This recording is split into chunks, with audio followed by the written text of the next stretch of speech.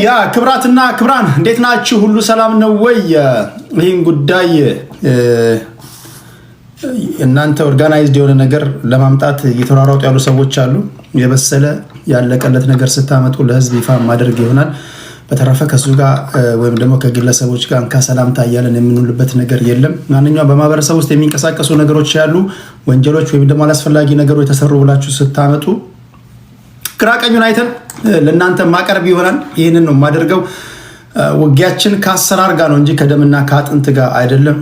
ውጊያችን ከምሰራው ወይም ከምሰሪው ስራ ጋር ነው፣ ከስራሽ ጋር ነው፣ ከድርጊትሽ ጋር ነው። በድርጊቴ ትክክል ካልሆንኩኝ እናንተም ጉዳያችሁ ከድርጊቴ ጋር ነው እንጂ ቴዲ የሆነ ነገር ሚስቴክ ሰራ ብላችሁ የማንኪያ ብሔር ተወላጆችን እንደማትናገሩ ተስፋ አደርጋለሁ። አይደለም ቴዲ ነው ጥፋት የሚያጠፋው፣ ልማትም ከሰራው ልማት ነው።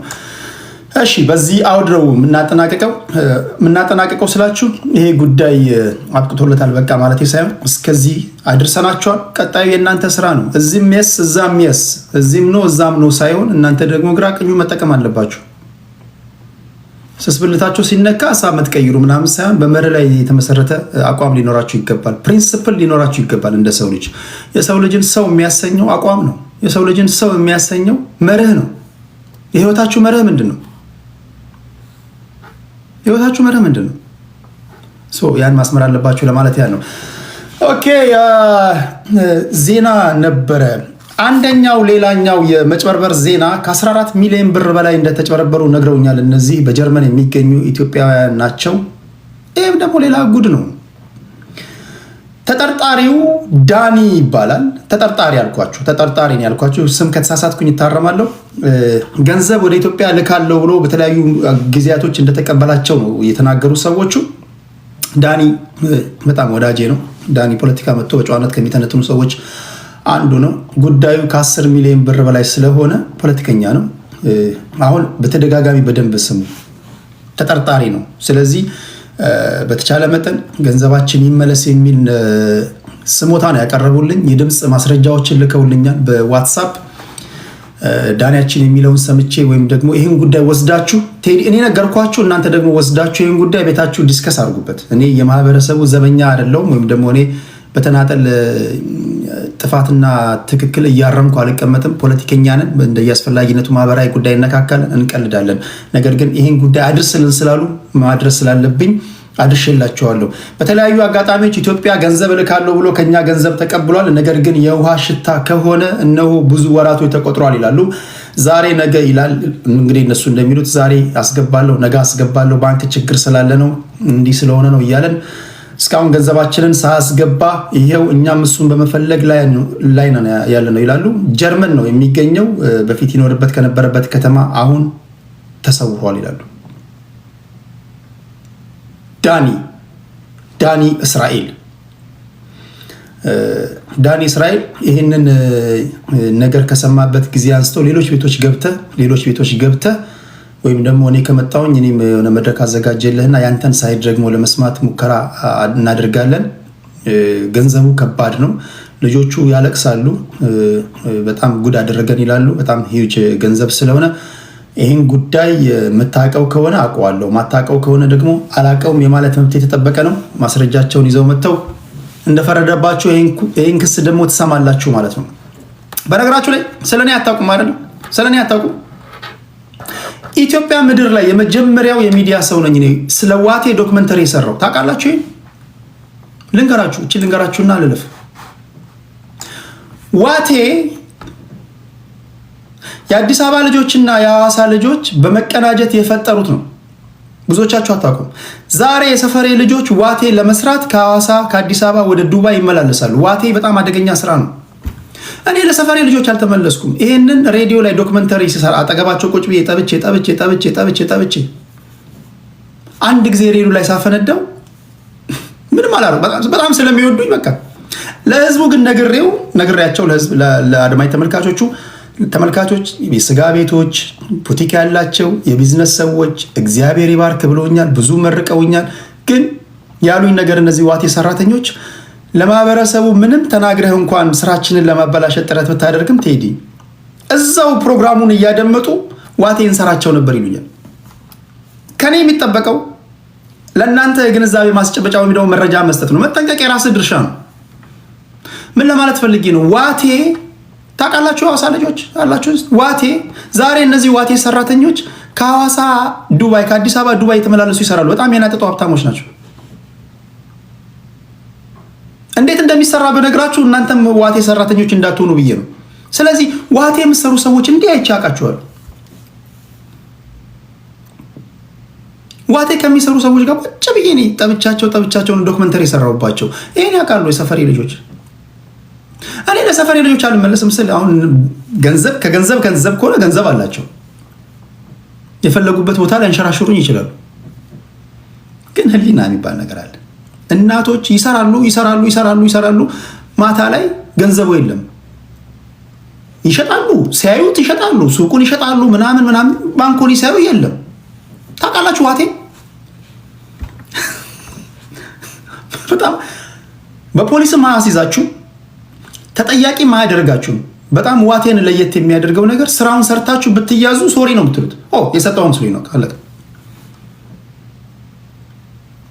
ፍርድ ቤት ሊያቆማችሁ አይችልም። ምክንያቱም ስራው በጣም ደሞስት ሴፍ የሚባል ስራ ነው። ለሌቦች ጽድት ያሉ ናቸው።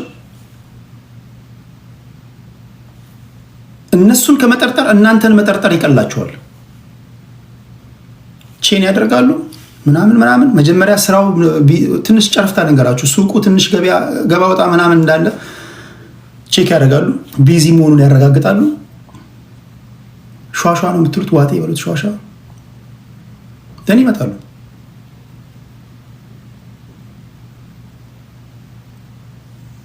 እናቶቻችሁ ሱቅ እየጠበቁ አንድ ዋቴ የሚሰራ ሰውዬ መጥቶ የ50 ሳንቲም ከረሜላ ገዝቶ 50 ሳንቲም መስጠት የሚገባው 100 ብር አሳይቶ 100ን ሳይሰጥ 99 ብር ከ50 ከእናቶቻችሁ መልስ ተቀብሎ የሚሄድበት ጥበብ ማለት ነው። በትንሹ ከ10 ሱቅ በቀን ይሄን ከሰሩ ምን ያህል ይሰራሉ? ትንታኔ ውስጥ ገብቼ እኔ እናንተና ይህን ስራ አልነግራችሁም። ስለዚህ ዋቴ የሚሰሩ ሰዎች አሉ። ሲንቀሳቀሱ ነው የምታዩቸው፣ ስራቸው ምን እንደሆነ አታውቁም። አሁን ዱባይ ሄደዋል፣ ዱባይ ይመላለሳሉ። በጣም ዱባይ ድረስ እየተመላለሱ ነው ስራውን የሚሰሩት። አንዳንዶቹ በዚህ ስራ በጣም ሀብታሞች ናቸው።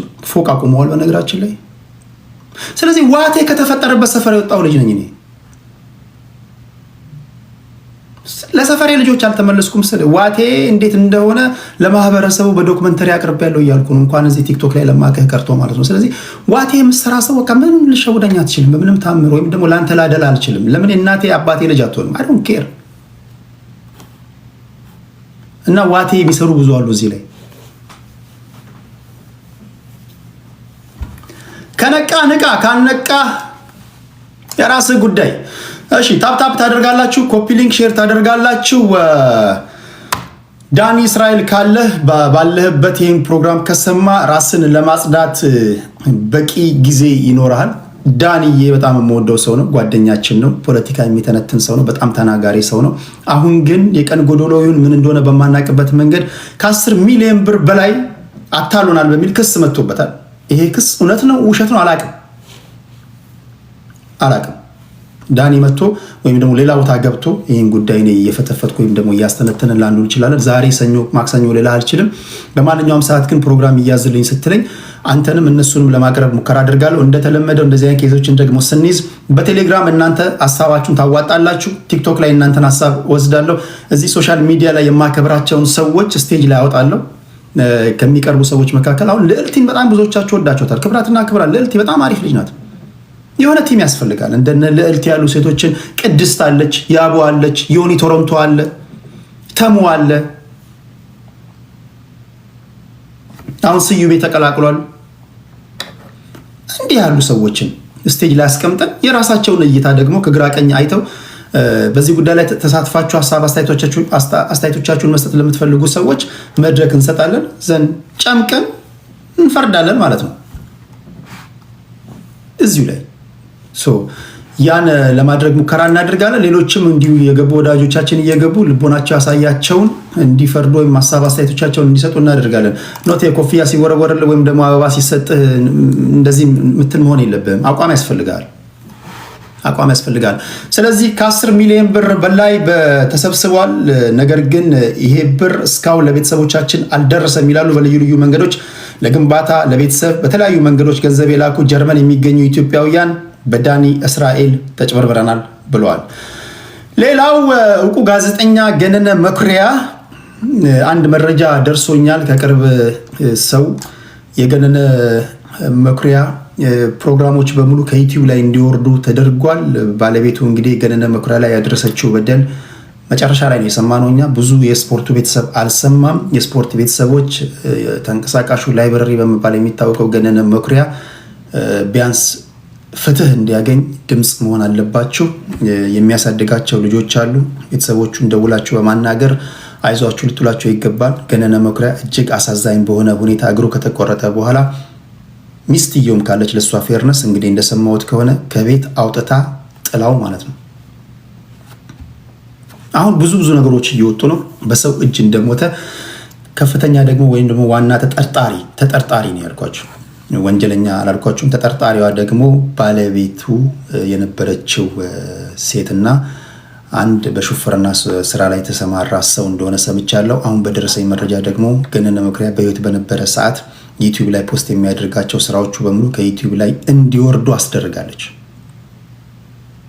አስደርጋለች። ይህን ለኢትዮጵያ ሕዝብ ንገርልን ስላሉ ለእናንተ የነገርኳቸው። ሌላው የማርበርግ ቫይረስ በወንዶች የዘር ፈሳሽ ውስጥ ለ1 ዓመት ይቆያል ይላል። ስለዚህ በማርበርግ ቫይረስ ተጠቂ የሆናችሁ ወንዶች ለ1 ዓመት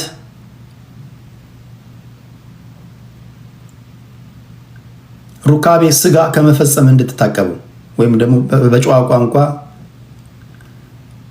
የግብረ ስጋ ግንኙነት። እስኪ ላንብብላችሁ ዜናውን።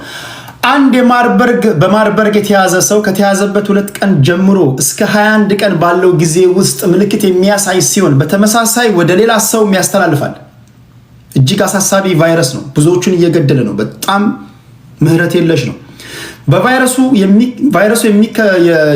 ቫይረሱ የሚከሰተው ማርበርግ ቫይረስ ማለት ነው ከ24 እስከ 88 በመቶ የሞት ምጣኔ እንዳለው የጤና ሚኒስቴር አስታውቋል። የጤና ሚኒስቴር በማርበርግ ቫይረስ ዙሪያ በዛሬው ዕለት ባወጣው መግለጫ የግንዛቤ ማስጨበጫ ማለት ነው። ይህ ቫይረስ የሚከሰተው የማርበርግ ቫይረስ የተያዘ ወንድ ሰው ቢሻለውም የዘር ፈሳሹ ውስጥ ለ1 ዓመት ስለሚቆይ ጥንቃቄ ማድረግ እንዳለበት በቅዱስ ጳውሎስ ሆስፒታል የድንገተኛ ክፍል ዶክተር ወልደሰንበት ዋጋ ነው ተናግረዋል። የማርበርግ ቫይረስ ብዙ ወገኖቻችንን እየገደለ ያለ ነው። ስለዚህ በዚህ ቫይረስ ተጠቅታችሁ የተሻላችሁ ሰዎች ለ1 ዓመት ፕሊስ፣ ለ1 ዓመት ቢወልፋችሁ ምንም አይነት ሴት እንዳትነኩ። አንቺም የፈለገ ስሜትሽ እንትን ቢል ጓደኛሽ ወይ ባልሽ በማርበርግ ቫይረስ ተይዞ እንደተሻለው ዶክተሮች ቢነግሩትም ጨክኝ ለ1 ዓመት እንዳታረጊ ነው። መፍትሄው ምንድነው? አይ ዶንት ኖ። ለ1 ዓመት እንዴት ነው የምንታገሰው? የዘር ፈሳሽ ውስጥ ወይ የተለያዩ ነገሮችን መጠቀም ትችላለህ ብዬ አስባለሁ። ወይም እሷም ትችላለች። ዘመኑ በጣም የሰለጠነ ዘመን ስለሆነ የተለያዩ ኮንዶም መጠቀም ይቻላል። አይ ቲንክ ኮንዶም ግድ ከሆነብህ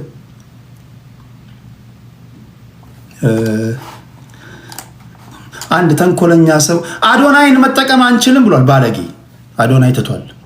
እንደዚህ አይነት ነገር አይባልም ለማለት የፈለከው ገብቶኛል። በአዶናይ ሲል አዶናይ ማለቱ ሳይሆን በአዶናይ ስታይል መጠቀም አንችልም ወይ ማለቱ ነው። የሆነ ሆኖ ለ1 ዓመት ቫይረሱ በእንትናችሁ ስለሚቀመጥ ጥንቃቄ አርጉ ለማለት ያህል ነው።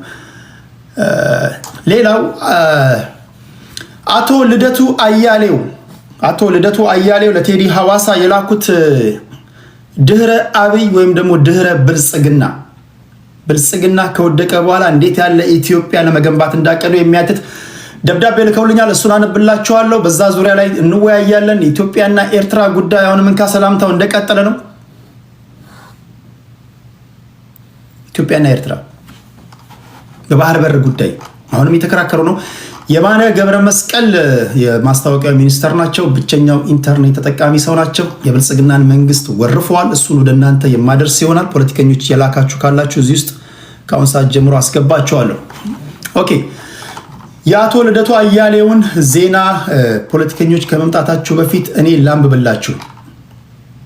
አቶ ልደቱ አያሌው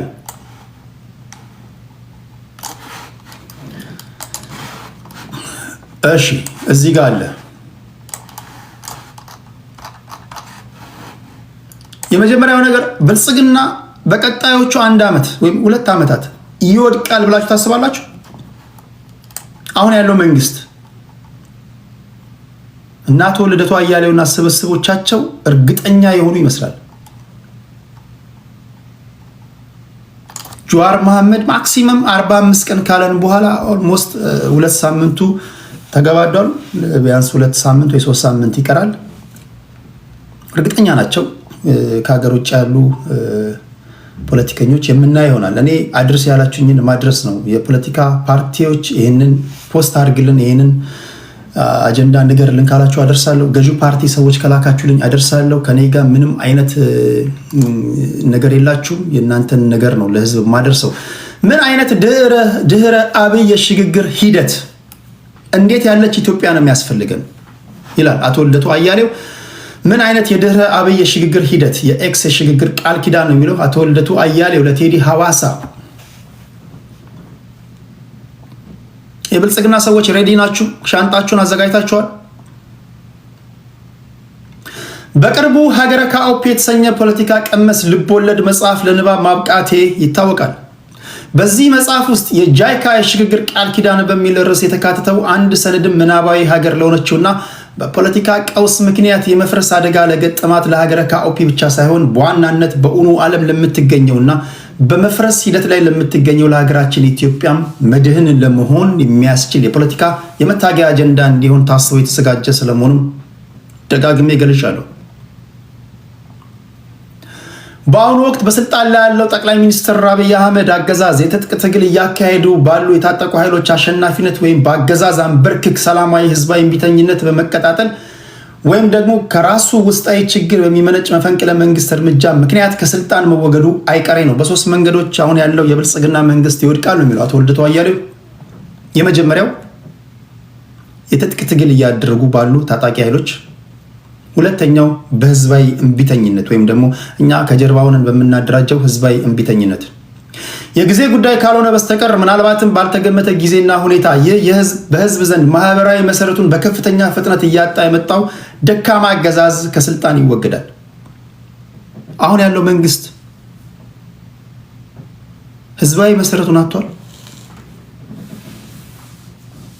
ፍርዱ ለእናንተ። ይህ እንደተጠበቀ ሆኖ ከብልጽግና አገዛዝ መወገድ በኋላ የኢትዮጵያ የወደፊት ዕጣ ፈንታ ምን ሊሆን ይችላል የሚለው ጥያቄ በተቃውሞ ጎራ በህዝባችን ውስጥ እና በዲፕሎማቲክ ማህበረሰቡ ዘንድ ቀላል የማይባል ቦታ ያለው ወቅታዊ ጥያቄ ሆኗል። እንደ ቀደሙት አምባገነን መንግስታት ሁሉ የወቅቱ ጠቅላይ ሚኒስትር አብይ አህመድም እኔ ከስልጣን ከወረድኩ ሀገሪቱ ለከፋ አደጋ ትጋለጣለች በማለት ራሳቸውን ምትክ የለሽ መሪ አድርገው ለማቅረብና ተቃዋሚዎች ተስማምተው ሀገርን የመረከብ አቅም እንደሌላቸው አድርገው በማቅረብ አጣጥለው ሲገልጹ ይስተዋላል። ተቃዋሚዎች እርስ በርሳቸው ይስማማሉ? ሀገር ቢሰጣቸው አሁን ያሉ ተቃዋሚዎች ማስተዳደር ይችላሉ? ፍርዱ ለእናንተ። ባለበት ተወያይ። ቴዲ ዜናውን ይነግራል። መወያየት ያንተ ድርሻ ነው። ዜናውን እነግራለሁ፣ አንተ ትወያያለህ። እንደየጸባይ አወያያለሁ። ወደምትሄድበት ትሄዳለህ። ከቴዲ አናት ላይ ትወርዳለህ። ከአሁን በፊት በእጃችን ገብተው የነበሩ የለውጥ እድሎች በዋናነት በብቃትና የተደራጀና የተዘጋጀ ፖለቲካ ኃይል ባለመኖሩ ምክንያት ምን ያህል እንደዋዛ ከእጃችን እንዳመለጡን መለስ ብለን ስናስታውስ ድህረ ብልጽግናን በተመለከተ የሚነሳው ጥያቄ ተገቢና ወቅታዊ ሆኖ እናገኘዋለን። እንደ እስካሁኖቹ የለውጥ ሂደቶቹ ወደፊት የምናመጣው ለውጥ በ1966 እና በ2010 ዓመተ ምህረት በሀገራችን ሲሆን እንደታየው በዝግጅትና በጥንቃቄ 1966 ማለት ነው። 1966 ማለት ነው ጃንሆይ ከስልጣን የወረዱበት ማለት ነው። መፈንቅለ መንግስት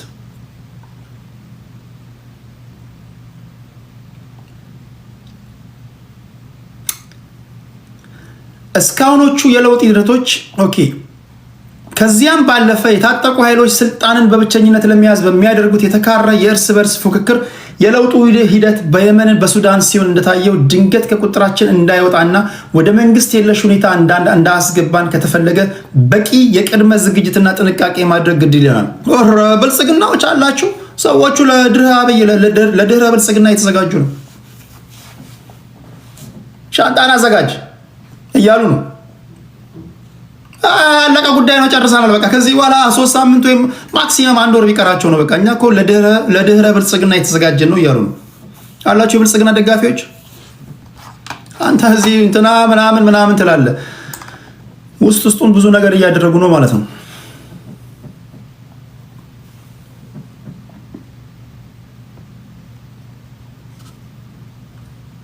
ዋንጋሪ አለ፣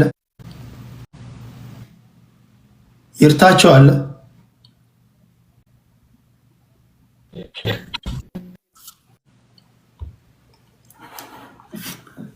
የብልጽግና መንግስት አሁን በተያዘው ሁኔታ ከስልጣን የሚለቅ ይመስላችኋል? ጀስት ፖለቲካን ስትተነትኑ ከስሜት በጸዳ መንገድ፣ አንዳንዶቻችሁ ብሔራችሁ ውስጥ ገብታችሁ ነው የምትተነትኑት።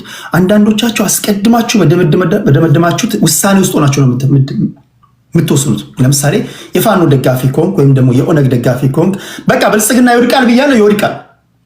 ፖለቲካ እንደዛ አይተነተንም። አንዳንድ ጊዜ የፋኖ ደጋፊ ብትሆንም ሪያሊቲውን ማየት አለብን። ሪያሊቲው እንደዛ ነው። ምንድን ነው የምታዩት? የቲፒኤልኤፍ ደጋፊ ብትሆንም ከቲፒኤልኤፍ ድጋፍ ወጥተህ ስትወያይ ማለት ነው የተለያዩ ቫሪያብሎችን እያስቀመጥክ ነው መተንተን ያለብን። የብልጽግና ደጋፊ ብትሆንም የብልጽግና ደጋፊ ስለሆንክ አንወድቅም ብለናል፣ አንወድቅም ማለት የለብን። ምንድን ነው የምታየው ነገር? አይነ የሚያሳይህ ምንድን ነው? እንደዛ የሚተንተነው። ስለሆነም በዚህ እጅግ ወቅታዊና ጠቃሚ ነው ብዬ ባመንኩት የትግል ሰነድ ላይ የፖለቲካ ሰዎችና ድርጅቶች፣ ታዋቂ ግለሰቦችና ምሁራን፣ ሲቪክ ማህበራትና ማህበራዊ አንቂዎች፣ ከሁሉም በላይ መገናኛ ብዙሃን ተገቢ ትኩረት ሰጥተው ሰፋና ጠለቅ ያለ ውይይት ሊያካሂዱበት ይገባል ብዬ አስባለሁ። ክቡራትና ክቡራን፣ ብልጽግና ከወደቀ በኋላ እንዴት ያለች ኢትዮጵያ ትኑረን በሚል ልደቱ አያሌው የጻፉት የሽግግር የቃል ኪዳን ሰነድ ነው። አለፍ ልበል። የሚቋቋሙ የሽግግር መንግስት እንዲያከናውናቸው የሚጠበቁ መሰረታዊ ኃላፊነቶች ምን ምን ናቸው? በሁሉም የሀገሪቱ ክፍል ሰላምና መረጋጋት ማስፈን፣ ሀገራዊ እርቅና መግባባትን መፍጠር፣ የሽግግር ጊዜ ፍትህን ማስፈን፣ የህገ መንግስት ማሻሻያ ረቂቅ ሰነድ ማዘጋጀትና ማጽደቅ፣ በመላ ሀገሪቱ መሰረታዊ አገልግሎቶችን ወደነበሩበት ለመመለስ የሚያስችል የመልሶ ግንባታ ማካሄድ፣ የሀገሪቱን የጸጥታ ተቋማት እንደገና ማደራጀትና ማቋቋም፣ በጋራ ጥቅም ላይ የተመሰረተ የውጭ ግንኙነት እንደገና አጠናክሮ መቀጠል። እነዚህ ለጥያቄ ክፍት ናቸው። አሁን ለምሳሌ እኔ ጋ መጥተህ ሀገራዊ እርቅና መግባባት መፍጠር ብለህ በደፈናው ብትነግረኝ እንዴት ነው የምታደርገው? ለምሳሌ አሁን የብልጽግና መንግስት ሀገራዊ መግባባትን ለማሳለጥ በሚል የብሔራዊ ምክክር ኮሚሽን አዘጋጅቷል። በዓለም ዙሪያ ዞረዋል። ኢትዮጵያ ውስጥ ሁሉም ቦታ ዞረዋል። ግን ብዙዎቻችሁ ያለመቀበል ነገር አለባችሁ። ይሄ የብልጽግና መንግስት ካዘጋጀው የብሔራዊ መግባባት ወይም ደግሞ ናሽናል ዲያሎግ የእናንተ በምን ይለያል? በምንድን ነው የሚለየው? ይህን ፈታታችሁ ማስረዳት አለባችሁ።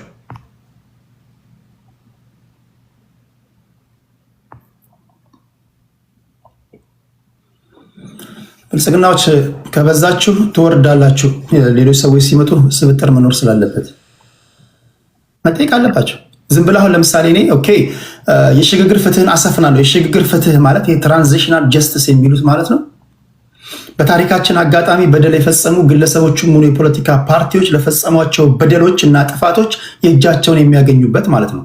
በሌላ አባባል የአማራ ህዝብ በተደጋጋሚ ስናገር እንደምታውቁት የሰብአዊ ድርጊት ተፈጽሞበታል። የሐሰት ትርክት ሰለባ ውጤት ነው። ያን ተከትሎ ብዙ ጉዳቶች ደርሰውበታል። ለዚህ የአንበሳውን ድርሻ የሚወስዱ ፖለቲከኞች አሉ፣ የፖለቲካ ፓርቲዎች አሉ። የሽግግር ጊዜ ፍትህ ሲባል እነዚህ ደራሲዎች እና ተዋናዮች ለምሳሌ የአማራን ህዝብ ኦሮሞ በደለው አትለኝም። የኦሮሞን ህዝብ አማራ በደለው አትለኝም። ህዝብን እንደ ህዝብ ሊበድል አይቻሉም። ህዝብን የሚበድሉም ካሉ ግለሰቦች ናቸው። ህዝብ አይከሰስም። ህዝብን ፍርድ ቤት አታቆምም። ፍርድ ቤት የምታቆማቸውን አካላቶች ነው ነጥል የምታናገረው። ስለዚህ በሽግግር ፍትህ ማስፈን ውስጥ ህዝብ ላይ በደል የፈጸሙ የሐሰት ትርክት የፈጠሩ በሙሉ የሐሰት ትርክቱን ተከትሎ ህዝብ ያፈናቀሉ፣ ያስገደሉ፣ ኢሰብአዊ ድርጊት የፈጸሙ በሙሉ ፍርድ ቤት ይቀርባሉ ማለት ነው። በዚህ ጉዳይ ላይ እንዴት ነው የምንስማማው?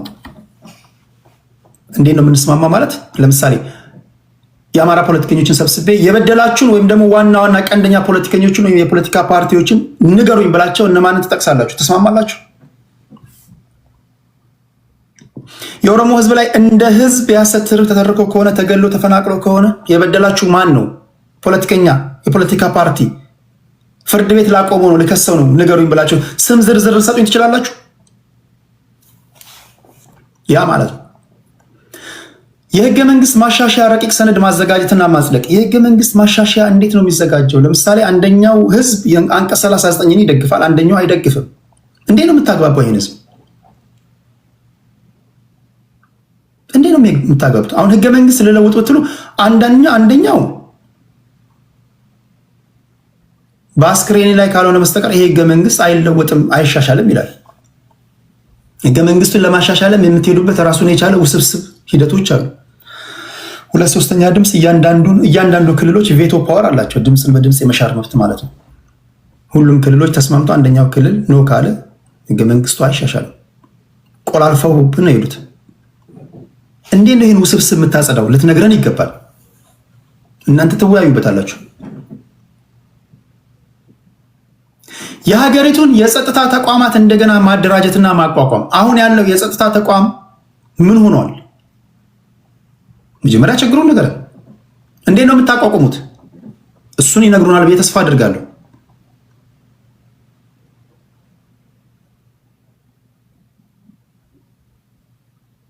ኦኬ፣ ይሄ ልለፈው።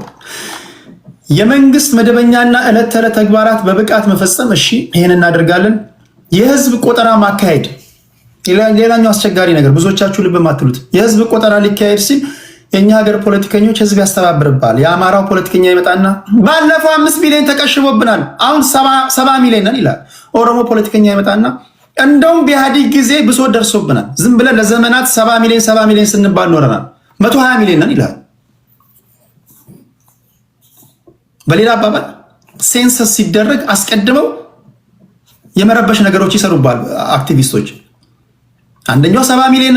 በነገራችን ላይ በትክክል አክቲቪስቶችን ብትሰሙ ከመጪው ትውልድ እኮ ዕዳ ውስጥ ነን። አማራ 70 ሚሊዮን ነኝ ይላል፣ ኦሮሞ 80 ሚሊዮን ነኝ ይላል፣ ስልጤ 40 ሚሊዮን ነኝ ይላል። ሶስቱ ብቻ ወይም ደግሞ ትግራዋይ 60 ነን ይለዋል። ዝም ብለው ቁጥር ይጠራሉ።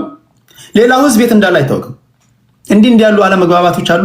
እነሱ እንዴት ታስታርቃለህ? የሴንሰስ ውጤቶችን ይፋ ስታደርግስ ይቀበሉሃል? ታስታውሱ እንደሆነ ሴንሰስ ወይም ደግሞ ህዝብና ቤት ቁጥራ ሊካሄድ ነው ሲባል ብዙ አቧራዎች ተነስተው ነበር። ነፃና ፍትሃዊ ምርጫ በማካሄድ መደበኛ የህዝብ መንግስት ማቋቋም ናቸው። ነፃና ፍትሃዊ ምርጫ እንዴት ነው የሚካሄደው? የሽግግር መንግስቱን ኃላፊነቶች ለመወጣት የሚቋቋሙ መዋቅሮች ምን ናቸው? የጊዜያዊ የሽግግር መንግስት ሀገራዊ ሸንጎ እነማን ናቸው? የጊዜያዊ የሽግግር መንግስት ስራ አስፈጻሚ ካቢኔ፣ ኦኬ። የክልል ሽግግር ጉዳዮች አስፈጻሚ ኮሚሽን፣ የሰላምና የሀገር ደህንነት አስከባሪ ኮሚሽን፣ የሽግግር ጊዜ ፍትህ አስፈጻሚ ኮሚሽን፣ የሀገራዊ መግባባትና የእርቀ ሰላም አስፈጻሚ ኮሚሽን፣ የመሰረታዊ አገልግሎቶች መልሶ ግንባታ ኮሚሽን፣ የህገ መንግስት አርቃቂና አጽዳቂ ኮሚሽን፣ የሀገራዊ ምርጫ የህዝብ ውሳኔና የህዝብ ቁጥር አስፈጻሚ ኮሚሽን። የብልጽግና ሰዎች እየሰማችሁ ነው። ሻንጣን ካሁኑ አዘጋጅ፣ እየመጡልን። ቀልድ አይደለም የያዙት። ለማንኛውም ይህ ሴሪየስ የሆነ ውይይት የምናደርግበት ነው። ሀሳብ አስተያየቶቻችሁን ሰጣላችሁ። እነዚህ ልለፋቸው።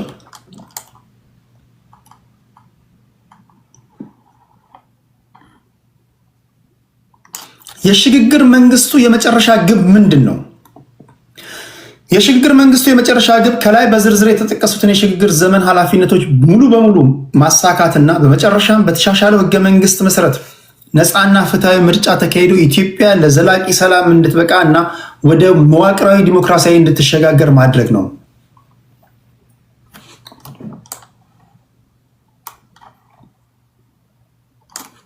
እኔ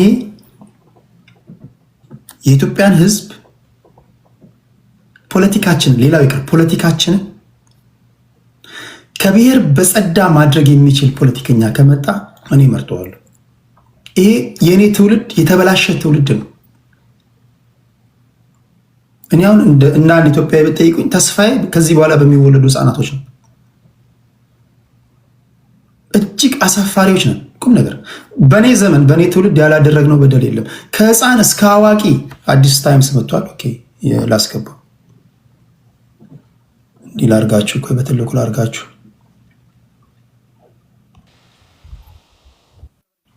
ከዛ እኔ እንደዚህ ልሁን በታፕታፕ እንዲመች ከህፃን እስከ አዋቂ ዛሬ ማህበራዊ ጉዳይ ከብሔር በጸዳ መንገድ ማውራት አልቻልንም።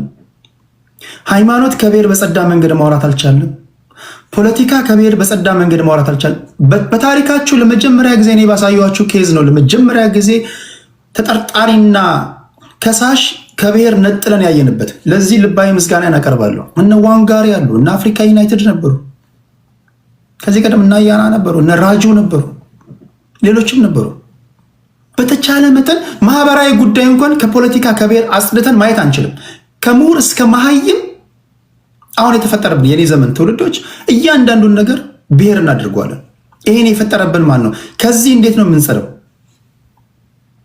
አሁን ኦቦ የሚባለው ሌባ ተጠርጥሮ ቢመጣ እንዴት ነው የምንዳኘው?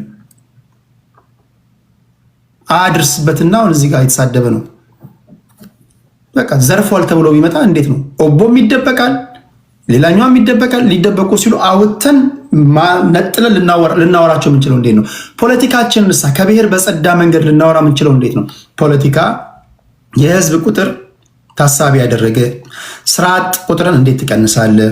የስራ እድል እንዴት ትፈጥራለህ? የውጭ ጉዳይ ግንኙነትህ ምንድን ነው? ኢኮኖሚ ፖሊሲ ምንድን ነው? ሶሻሊስት ነህ ወይ ካፒታሊስት ነህ ወይ ሚክስድ ኢኮኖሚ ነው የምትከተለው? ፖለቲካ ይሄ ነው። ፖለቲካ ከኤ አንስተው ወደ ዜድ ህዝቤን እንዴት ነው የምትወስድልኝ? ይሄ ነው። አማራ ነኝ፣ ኦሮሞ ነኝ፣ ከምባታ ነኝ፣ ሲዳማ ነኝ፣ ትግራዋይ ነኝ ምን ያደርግልኛል? ያንተ አማራነት፣ ያንተ ኦሮሞነት፣ ያንተ አማራነትና ያንተ ከምባታነት የሚያስፈልገኝ ዳይቨርሲቲ ያስፈልገናል። ኦሮሞን ያላከበረች ኢትዮጵያ፣ አማራን ያላከበረች፣ ትግራዋይን ያልተቀበለች ኢትዮጵያ ልትኖር አይገባትም። ልዩነታችን ውበታችን ነው። ብሔር ብሔረሰቦች በአመት 2 የሚሆን 3 የሚሆን እንደመረጡት በቋንቋቸው መጠቀም አለባቸው። አልባሳቶቻቸውን ማስተዋወቅ አለባቸው። ካልቸሮቻቸውን ማሳደግ አለባቸው። ብሔራቸውን መሰረት ያደረገ አድሎና መገለል ሊደርስባቸው አይገባም። ፖለቲካ ግን ሌላ ነው። ይህን እንዴት ነው የምንፈጥረው? ትልቁ ችግር ይሄ ይመስለኛል። ፖለቲካችን ሀሳብ የሚሆነው መቼ ነው? እነ ልደቱ ይህን እናደርጋለን ነው እያሉ ያሉት። እንዴት እስቲ ምና ይሆናል።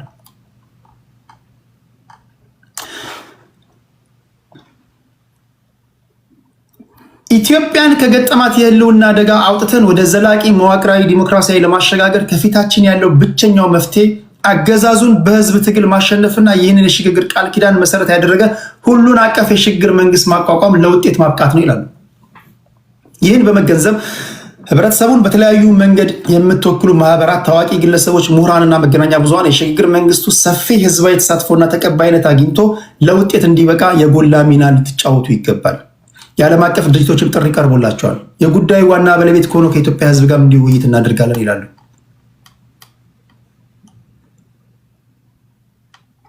መደምደሚያቸው ይሄ ዘግየት ብላችሁ ለገባችሁ ሰዎች አቶ ልደቱ አያሌው አሁን ያለው የብልጽግና መንግስት በትጥቅም በሰላማዊ አመፅም ከስልጣን መወገዱ አይቀሬ ነው። ይሄ መንግስት ከተወገደ በኋላ እንዴት ያለች ሀገር እንደምንፈጥርላችሁ ብለው በጽሁፍ ለቴዲ ሐዋሳ የላኩትን ነው ማነብላችሁ። በስልጣን ላይ ያለው አገዛዝን ለመጣል ባልተቃረብንበት ሁኔታ ስለ ሽግግር መንግስት መሰረታዊ መነጋገር ለአንዳንዶች ጊዜውን ያልጠበቀና የቸኮለ መስሎ ሊታይ ይችላል። ነገር ግን እንዲህ አይነቱ አመለካከት በሚመለከት አንዳንዶቻችሁ በደንብ እያደመጣችሁ እንዲህ ያሉ አመለካከቶችን ከይቅርታ ጋር እስኪ ሪቪው አድርገው ቶሎ ቶሎ በልና ከመጀመሪያው ፖይንቱን ሪቪው አድርገው እስኪ አሁን ስለገባው ብዬ ነው። ችግር የለውም። አንደኛ በሽግግር ጉዳይ ከወዲሁ መነጋገር አልፈን በቂ ዝግጅት ካላደረግን በስተቀር ህዝቡን ካልተገነዘብ ነው መስዋዕትነት ልናስከፍለው ኋላ ለሚመጣው ለውጥ ዛሬ አንደበቶቻችን የለውጥ አጋጣሚዎች እንደማይጠለፍ እንደማይከሽፍ ወይም ከቁጥራችን ወጥቶ ለባሰ ህልውና አደጋ ሊያጋልጠን እንደማይችል ማናችንም እርግጠኛ መሆን አንችልም። ኦቨርኦል ሀሳቡ ምንድን ነው? አቶ ልደቱ አያሌው ናቸው። በጣም የማከብራቸው ፖለቲከኛ ናቸው። 2 ጊዜ እኔ ጋር እንግዳ አድርጌ አቅርቤያቸዋለሁ። አሁን ያለው የብልጽግና መንግስት እንደሚወገድ እርግጠኛ ናቸው። አሁን ያለው የብልጽግና መንግስት ከተወገደ በኋላ እንዴት ያለ ኢትዮጵያ ይኖረናል ወይም ደግሞ እንዴት ያለ ኢትዮጵያ ነው ለህዝባችን የምናበረክተው በሚል ጽሁፍ አቅርበዋል። ህገ መንግስት እንለውጣለን ብለዋል። የተለያዩ በጋራ ጉዳዮቻችን ላይ አብረን የምንሰራቸው ነገሮች ከጎረቤቶቻችን ጋር እናወራለን ብለዋል። አገራዊ እርቅና መግባባት እንፈጥራለን ብለዋል። ችግር ጊዜ ፍትህን እናሰፍናለን ብለዋል። በሁሉም ሀገሪቱ ክፍል ሰላምና መረጋጋት እናሰፍናለን ብለዋል። የመንግስት መደበኛ ዕለት ተዕለት ተግባራት ብቃት መፈጸም ተግባራዊ እናደርጋለን ብለዋል። የህዝብ ቆጠራ እናካሄዳለን ብለዋል። ነፃና ፍትሃዊ ምርጫ በማካሄድ መደበኛ የህዝብ መንግስትን ማቋቋም ነው ብለዋል። እናንተ ምን ትላላችሁ? ክብራትና ክብራን ይህንን ቴሌግራም ላይ ፖስትላችኋለሁ። ሙሉን ታነቡታላችሁ። ከዛ ትወያያላችሁ። ፖለቲከኛ እንዲህ ቢያንስ ትክክል የሚሆን አይሁን ሲጽፍ ደስ ይላል። በቃ የተጻፈ እጅ ከምን ብትሉት አሁን አቶ ልደቱ አያሌው ይሰጣል። ብትቀበልም አትቀበልም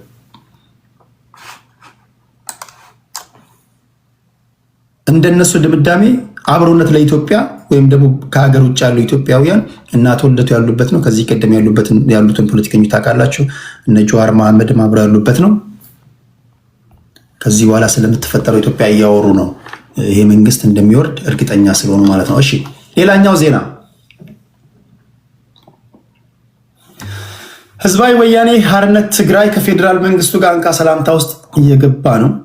በጣም እጅግ ደም አፋሳሽ የሆነ ጦርነት ሊፈጠር እንደሚችል የፌዴራል መንግስቱን አስጠንቅቋል። በተለይም ደግሞ በምዕራብ ኢትዮጵያ በምዕራብ ትግራይ ዙሪያ ላይ ሰፋሪዎች ይላቸዋል። እነዚህ ሰፋሪዎችን የፌዴራል መንግስቱ ሊያስታግስልን ይገባል ይላሉ። አስቂኙ ነገር እነዚህ ሰፋሪ የሚባሉ ሰዎች ከቲፒኤልኤፍ ጋር አላንስ ፈጥረን እንሰራለን ሲሉ ይሰማሉ። ግራ የሚገባ ነገር ነው። አይ ኖ እኔ ይሄን ሊያስረዱኝ አልቻሉም። እንዴት እንደሆነ ብዙዎቻችሁም የገባችሁ አይመስለኝም። ህወሓት ዛሬ ባወጣው መግለጫ እነዚህን ሰፋሪዎች የፌዴራል መንግስቱ ያስወጣልኝ ያስታግስልኝ ይላል። በሌላ አባባል በነ እሸተ ደምለውና በነ ኮሎኔል ደመቀ የሚመራው የወልቃይት ጠገዴ ወይም ደግሞ አማራ ክልል እንደምታውቁት ምዕራብ ትግራይ እነሱ ምዕራብ ትግራይ እያሉ ነው የሚጠሩት እና እሸተ ደምለውና እነ ኮሎኔል ደመቀ ደግሞ የአማራ ርስት ነው ብሎ ነው የሚያስቡት። በህገ መንግስቱ ደግሞ ከጠየቃችሁኝ መሬት የኢትዮጵያ ህዝብ እና ብሔር ብሔረሰቦች የጋራ ሀብት ነው ይላል። ይሄ በኢህአዴግ ዘመን መፈታት የሚገባው ጉዳይ ተንከባሎ እዚህ ደርሷል። የሆነ ሆኖ ሰፋሪዎች እዚህ አካባቢ ሰፍረዋል፣ የፌዴራል መንግስቱ ያስወጣልን ነው የሚሉት። ይህን ጉዳይ እንዴት ታዩታላችሁ? ህዝባችን የተፈናቀለ ነው፣ የሞት አዋጅ የታወጀበት ነው። ይህንን የፌዴራል መንግስቱ ማያስታግስልን ከሆነ እጅግ ደም አፋሳሽ ጦርነት ውስጥ እንገባለን ነው የሚሉት። ይህን እንዴት ታዩታላችሁ?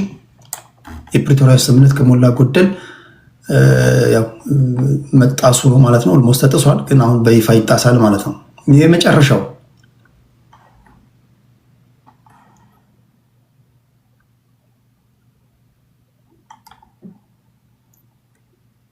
የኤርትራና ኢትዮጵያ ጉዳይ አለ።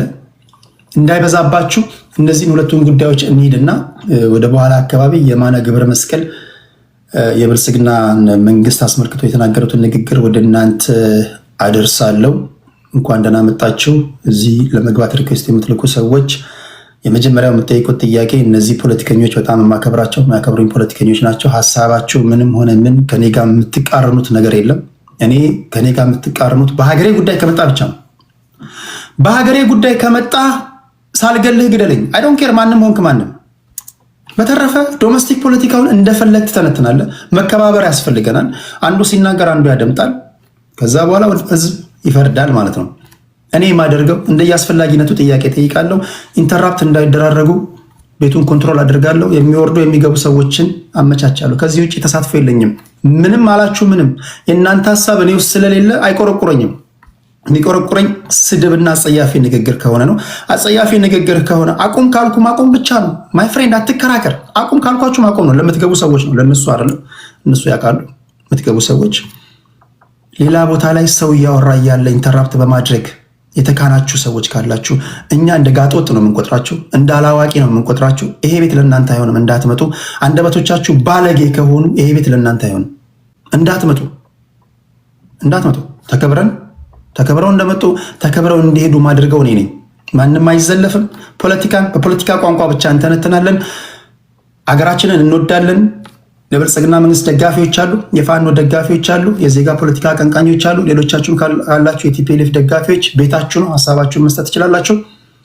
ሌላ የምትሉት ነገር ካለ የምትጨምሩት ነገር ካለ ለደቂቃ ልስጣችሁና ወደ ትንታኔ እንሄዳለን። ዋንጋሪ፣ ይርታቸው፣ ቡኖ በደሌ፣ አፍሪካ ዩናይትድ፣ አዲስ ታይምስ፣ ቅድስት እንኳን ደህና መጣችሁ። ዋንጋሪ የምትለው ነገር አለ የምትጨምረው? አይ በቂ ነው። በጣም ሰፋፊ ትልቅ አጀንዳዎች ስለሆኑ ሰፊ ናቸው። ሰላም ብያለሁ ቴዲ፣ ሁላችሁም ሰላም ብያለሁ። ግን አጀንዳ አይ ቲንክ በዙ ላይ ብንወያይ በቂ ነው። ውጤታማ ውይይት ለማድረግ እዚህ ላይ ተጨማሪ መጨመሩ እንትና በጣም ትልቅ ነው። በተለይ የልደቱ ጥሪ በጣም ብዙ የሚያወያይ ነውና እዛ ላይ ብንቀጥል የተሻለ ነው የሚል አስባለሁ ነው። ይርታቸው ቴዲ ለረጅም ጊዜ አልገባሁም ነበር። እንኳን በሰላም ተገናኘን። ወል ምልህ ይህን እኛ መሬት ላይ እየሰራ ነው ያለ እዚህ በወንድማችን ደግሞ ጽፎ አውጥቷል። ይህ መሬት ላይ እየተሰራ ያለው ትግሉ እንደምንጥለው እናውቃለን። የኢትዮጵያ ሕዝብን ከጎናችን እንዲቆም ለፍትህ፣ ለዲሞክራሲ፣ ለእኩልነት ለመላው የኢትዮጵያ ሕዝብ ፍትህ ያስፈልገዋል። ምንም ችግር የለኝም። በዚህ ላይ አስተያየት እንሰጣለን፣ እንወያያለን። ታንኪዩ ስላስገባኝ። እሺ ቡኖ በደሌ ቴዳ ሰላም ሰላም ብያለሁ ሁላችሁንም። እስኪ እኔን ከአዲስ ታይም በታች አድርገኝ እስኪ ቴዲ፣ ለእንትኑም እንድመች ማለት ነው። እንትኑ ኦርደሩን አይተሃል ቴዳ? ከአዲስ ታይም በታች መሆን ለምን ፈለክ? ለምን ከቅድስት በታች አላልክም? ቅኔ ይሁን አላውቅም። አይ እንትኑና መደዳውን እኛ አፍሪካ ዩናይትድ ትንሽ ለእንትኑም ጥሩ ነው ለውይይቱ። እሺ እንደዛ ላደርግ የምችለው አይ ዶንት ቲንክ በእጄ ማድረግ የምችል አይመስለኝም።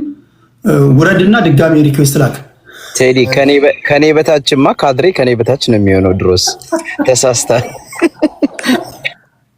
እሺ ይህንን ውይይት በሁሉም ፕላትፎርሞች እያያችሁ ነው።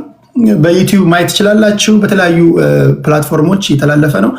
ሀሳብ አስተያየቶቻችሁን ትሰማላችሁ። ቡኖ ይወርዳል። ከዛ ከተቻለ እስኪ እንዴት እንደሚያስቀምጠው እናያለን። ከአዲስ ታይምስ በላይ ወይም በታች ያደርገዋል።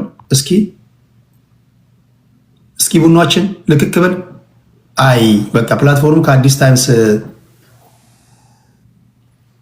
አርጎታል። በቃ አርጓል። ምን ማድረግ አይችልም። ቡኖ በደሌ ፕላትፎርሙ ራሱ ባለጊዜ መሆንን ታይምስ በታች ነው ተቀበል። ሰምተኛ ፕላትፎርሙ ራሱ ባለጊዜ መሆንን አረጋግጧል። ሀሳቡ ገብቷል አይደለ? አዲስ ታይምስ ከተናገረ በኋላ ይቀያየሩ ቦታውን ቴዲ፣ አዲስና ቡኖ ይቀያየሩ ቦታ በታሲትሊ ይቀያየሩ ባሉበት ተቀምጠው አዲስም ከላይ መሆን ስለሚፈልግ ከላይ እድሉን ይውሰድ። በዚህ እንትን በለው አቶ አዲስንም ባወረው ድጋሚ እዛው ቦታው ነው የሚቀመጠው። አይ ሳታወርደው እነሱ ስለሚስማሙ ልክ የቡኖ ተራ አዲስ ሰጠዋለህ፣ የአዲስን ተራ ቡኖ ይጠቀማል ማለት ነው። ኦኬ ለእናንተ ተራው ለእናንተ ልስጣችሁ። እናንተ እንዴት እንደምታወሩ እናንተ ያዙት። ቡኖ ከአዲስ ታይምስ ጋር ተነጋግረህ አንተ አስተካክል። እሺ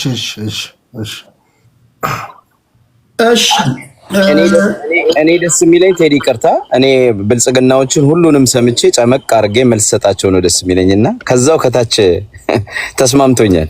ምሽጌ ውስጥ ይሻለኛል። ፋኖ አይደለም ከስር ይሻል። ጃል ፋኖ ደግሞ የት ነው ያለ? አንተ ሸኔ ነህ እንጂ።